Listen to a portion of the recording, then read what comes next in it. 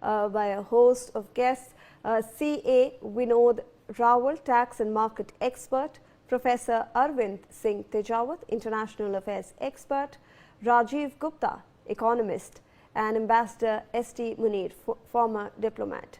In fact, let's rope in CA Vinod Rawal on this. Mr. Rawal, obviously a very welcome announcement by the markets. Stocks are going, the textiles industry, the leather industry, everyone is rejoicing. Yes, Shivani. Good afternoon. First of all, thank you for taking on the show, and thank you, my participants. The thing is, actually, now the market is booming up. I will not say that it is the start of the bullish market, but it is certainly a embarkment on that side. So market is now going at that side. You know that stock markets works on sentiments. So just one news has changed the idea about it. On the other side, we are expecting now GDP to grow from 7.4 to go to 7.5 with just this one deal, the details of which are just expected to come, as Mr. Moni was saying, that we are just waiting for that, how the things moves on. But on the other side, there are certain sectors which are really going to be benefited with it. Our export market is going up. Even rupee has been stronger today by 1%, which has not happened in last so many days, and we were hoping. So at least now a platform is there on which we were just crashing down, and now we have taken a balance to start again from here. So we hope that this was the only deal which was pending, because we are already done with EU, we have already done with other countries. Regarding the Russia, which you talked about, the issue, I don't find anything about that, any negativity in that. So I do expect that stock markets and other markets will really behave bullishly now, and at least we expect a recovery out of it, and we are very hopeful on that, because so many aspects are dependent on it. Even NRIs living there were disturbed with all these things. So at least that sentiments are there. Now you can say that in a home, when two brothers are there who are not talking to each other, now at least we are in a global village, in a word. So now we are at least discussing the things, and coming down from 15% to 18% is, I think, a good number. We are hoping for I think, a good sentiments, sanity to come down. Thank you. Right. In fact, Rajiv Gupta, who's also an economist, sir, rope in Mr. Rawal on this. Sir, obviously, when we look at the stock markets, all in the green after, a slump that we saw. But when we are looking at, these free trade agreements, we saw that even in the budget, sir, the government had tried to provide incentives for the sectors that were affected by those punitive 50% tariffs. So the government had introduced something for the textiles industry, the government introduced something for the leather goods.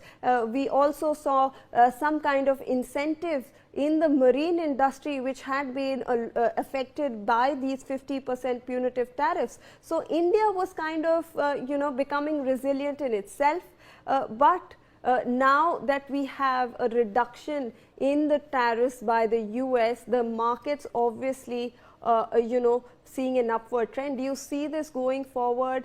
Do you see, that 0% tariff that American goods might look at? Do you see that affecting the market value somehow? Shivani, I will agree with Rajiv Gupta sahab that basically this is the need of US. We have become resilient in last 1 year.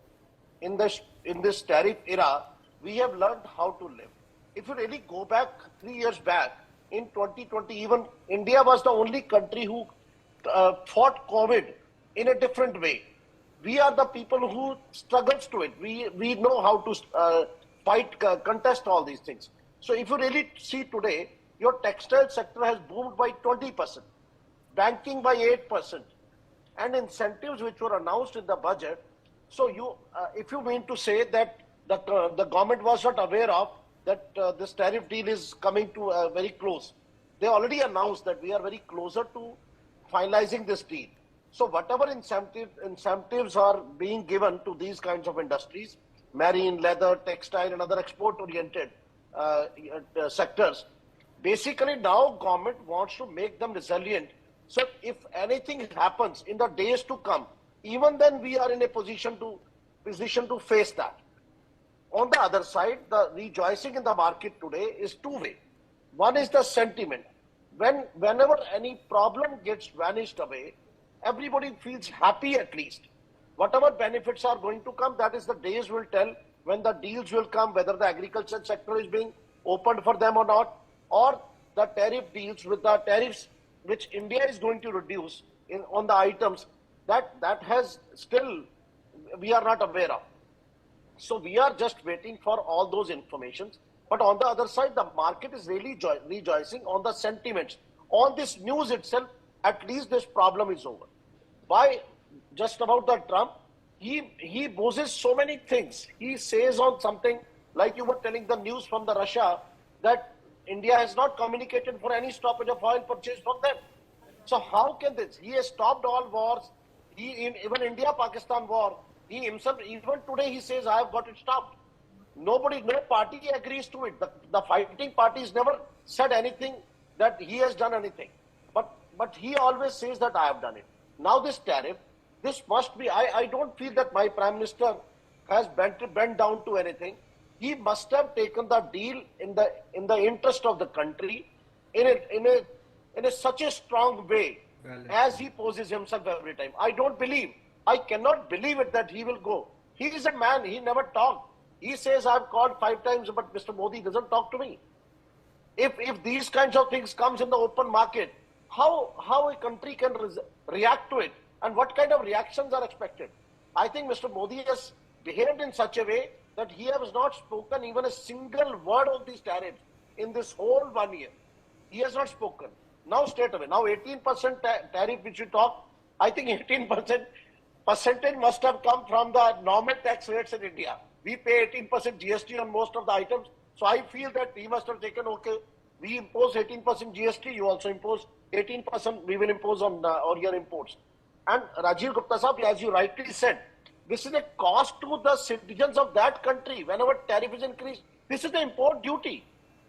I was selling a good at 100 rupees. My good price has not changed. It is only the taxes which is making costlier to them. You have given an example that is very true. And for my country, how much American goods we consume, how much American goods we are importing. The numbers I'm not going to talk at this place because we have very less time left. The thing is, we have very less imports, whereas our exports to them are very high. Now we have other markets also opened up in this era. I think he has taught us so many things that don't rely on one economy. Don't rely on alone US. And I also agree with you that no other country is by the side of United States. So I am very optimistic from the market point of view. I'm optimistic from the other point of views. Yes, all these things, whenever a war gets stopped, how much losses happens, that's a secondary thing. But on the other side, it's a happiness which plays. At least we are a happy country. Our employments will go high. The people, our citizens who are working there, they were in trouble with this tariff. This is not only the tariff war. It gives a negative impressions to the citizens also. It hits them somewhere that what is happening between the two countries. Today, we were listening a few days back that he is going to impose 500% tariff. Now it is the other way around. It is coming. He is reducing it. It was a surprising news to everyone. So I believe, I'm optimistic. I believe, yes, this tariff era has opened markets for us, for the whole world, EU, your Australia, your New Zealand, other countries, even UK agreements. Lots of agreements have happened. And I still expect, I still hope that now we are not going to rely only on one market. We are not going into a comfort zone. Now it is time to absolutely right, Mr. Raval. I think that's what India has been trying to do over the past 1